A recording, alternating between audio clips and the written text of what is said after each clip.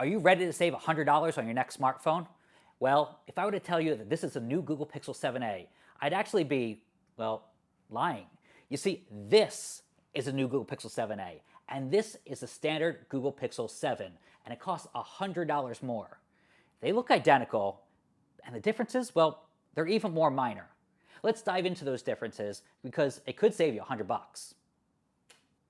Speaking of saving money, you'll find the cheapest prices and best pre-order incentives in the description of this YouTube video below, and also on theshortcut.com.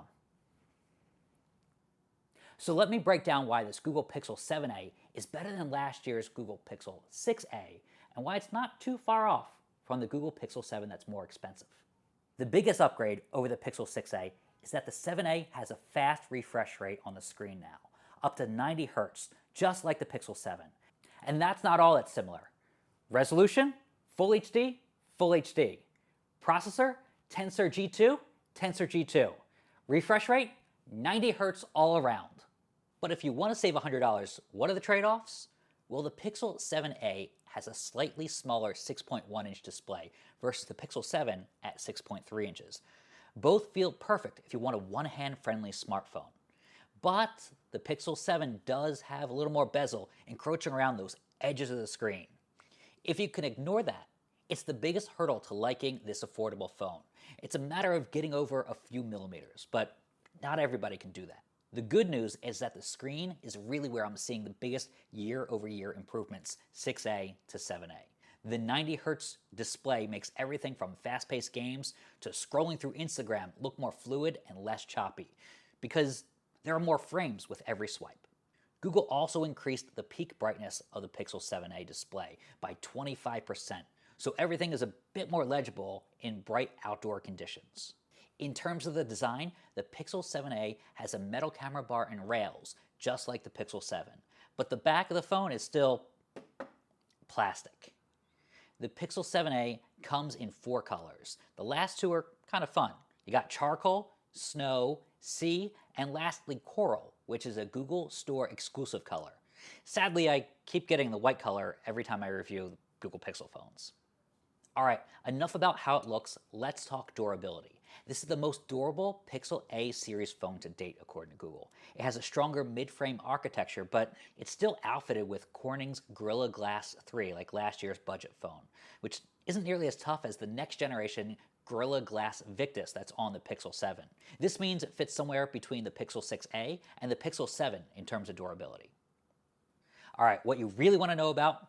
The cameras. The camera has become the defining feature on Google Pixel phones, and I'm happy to report that the photos I've taken with the 64 megapixel main camera look fantastic. This main sensor actually shoots 16 megapixel photos most of the time through a process called pixel binning. They're noticeably sharper than anything I got out of the 12 megapixel cameras from the previous Pixel 6a.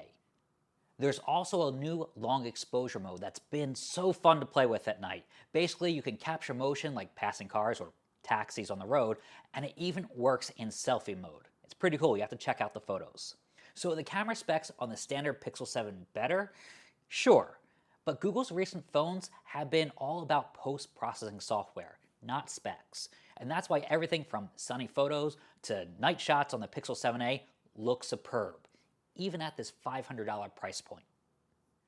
Just remember, the Pixel 7a and the Pixel 7 both lack a proper telephoto camera.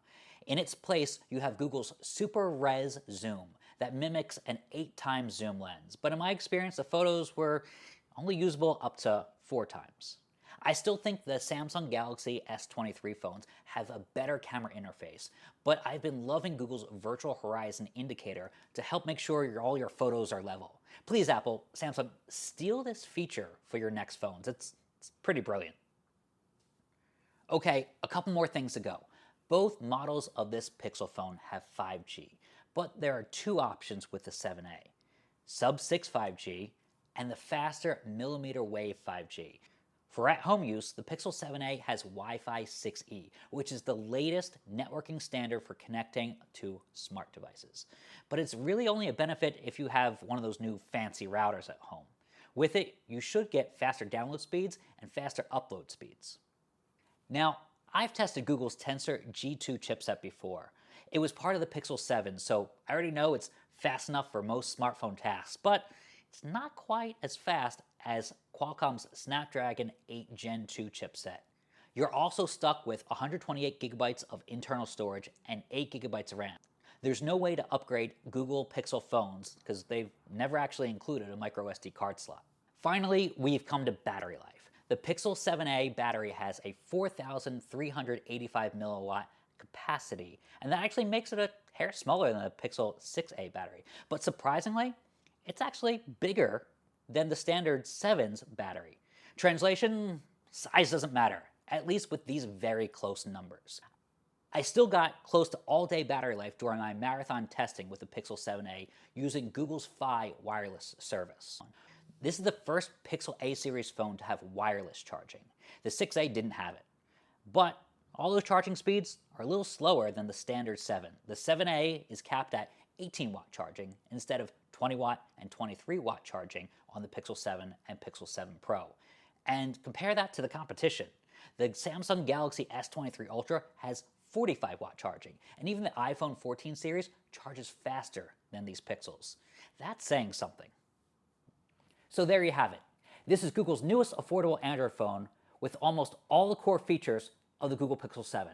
It just dials back some of the perks a little bit. The screen-to-body ratio, durability, and charging speeds. But it has wireless charging and a 90 Hz refresh rate to lure Pixel 5a and Pixel 6a owners to upgrade. If you're okay with that, spending $500 versus $600, well, it's a pretty easy decision.